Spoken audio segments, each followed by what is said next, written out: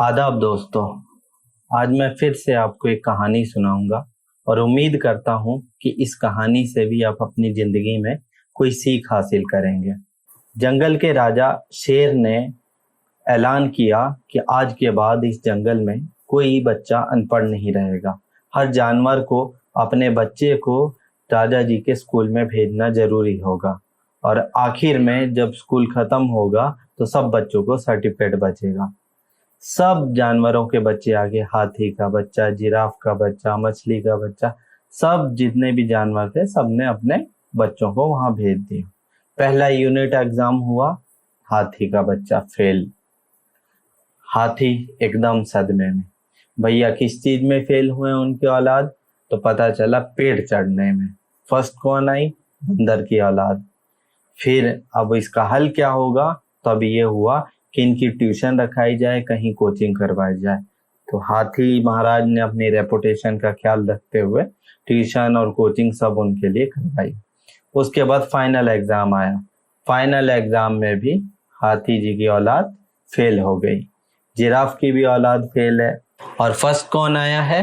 पता चला बंदर की औलाद। तो फिर जैसा कि राजा जी ने ऐलान किया था तो राजा जी ने स्टेज पर बुलाया बंदर की औलाद को और उन्हें मेडल दिया।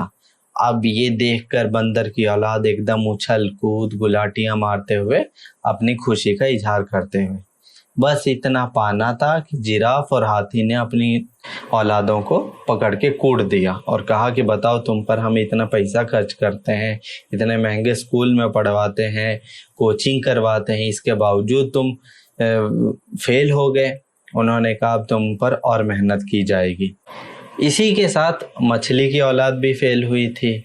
तो उनकी मास्टरनी से जाके मछली ने पूछा कि भाई इनको क्या हुआ? तो पता चला कि उनकी औलाद वहां पर आती ही, स्कूल में आती ही कम थी। तो मछली ने अपनी औलाद को आंखें दिखाई और कहा बताओ इसका वजह। तो मछली के बच्चे ने समझाया कि भाई मुझे यहाँ पर सांस लेने में ही तकलीफ होती है, मैं अपने तालाब वाले स्कूल में ही क्यों नहीं पढ़ सकती? तो मछली ने कहा कि मेरी रेपुटेशन का सवाल है, मेरी इज्जत का सवाल है, मैं इतने महंगे स्कूल में पढ़ाती हूँ, मैं तालाब वाले स्कूल में नहीं पढ़ाऊंगी। तो बंदर के औलाद को छोड़ के बाकी सब बच्चे फेल थे, तो सब कुटते कुटाते अपने माँ बाप के साथ घर जा रहे थे। तो रास्ते में एक बूढ़ा बरगद पेड़ मिला। तो उसने पूछा कि भाई क्यों अपने बच्चों को कूटे जा रहे हो? तो सबने बताया कि भाई हाथी ने बताया मेरा बच्चा फेल हो गया है, जिराफ ने बताया मेरा बच्चा फेल हो गया। तो बरगद ने पूछा किस मामले में? तो कहा पेड़ चढ़ने में। तो बरगद ने बहुत समझदारी से सवाल पूछा उल्टा पलट कर कि भाई तुम अपने बच्चों को पेड़ पे चढ़ाना ही क्यों चाहते हो? तो हाथी हैरान हुआ, कहने लगा, बरगद ने कहा कि तुम अपनी सूंड उठाओ और पेड़ से फल तोड़ लो, तुम ऐसे ही खा सकते हो। जिराफ को कहा तुम अपने गर्दन को, इतनी लंबी गर्दन दी है, तुम गर्दन को उठाओ और पत्तियां खा लो। तो फिर बरगद ने ये समझाया कि कोई खूबियां या दूसरी किसी जानवर की खूबियां हो सकता है तुम्हारे औलाद में ना हो, मगर जो तुम्हारे औलाद में खूबियां हैं वो किसी और में नहीं होंगी। तो अब सब समझ चुके थे, सब अपने घरों को चले गए। अब इसी कहानी को आप अपनी जिंदगी के साथ कोरिलेट करिए।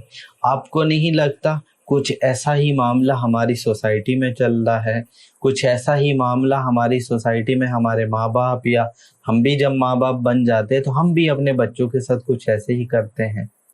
तो मुझे तो यही लगता है कि हमें अपने बच्चों के साथ या अपने साथ भी कम से कम उन चीज़ों में ही इंटरेस्ट लेना चाहिए जो हमारे इंटरेस्ट की हैं।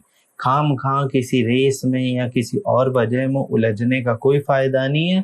खाम बार बार फेल होते रहेंगे, नुकसान करते रहेंगे और आखिर में हमारे अंदर ये भावना आ जाएगी कि हम लोग तो कुछ कर ही नहीं सकते। तो इसलिए बेहतर ये है कि जिस चीज़ का पोटेंशियल है, जिस चीज़ के लिए अल्लाह मियाँ ने हमें पैदा किया है, उसी पर काम किया जाए। धन्यवाद।